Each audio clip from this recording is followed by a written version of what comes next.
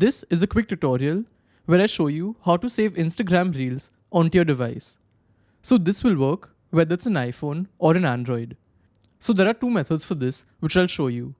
So first I'll go to a reel, and now you have to click on this share button. That's the third one from the top. It's this one. And as you can see, there is a download option over here. And if I click on it, here the reel is getting downloaded and it's done. So if I go to my gallery, as you can see, the reel has come here. So this will work for all videos where the download option is there. But let's say there's a video where there's no option to download from Instagram. I'll find you one.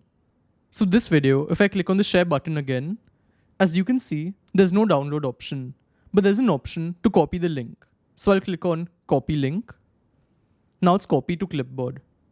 After that, I'll just go to my browser and here search for instavideosave.net.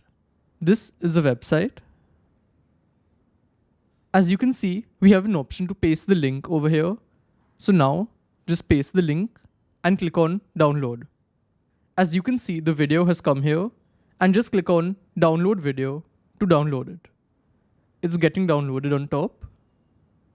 And here I've come to my gallery, and as you can see, the reel has come here. So this is how it works, and I'll see you in the next one. Goodbye.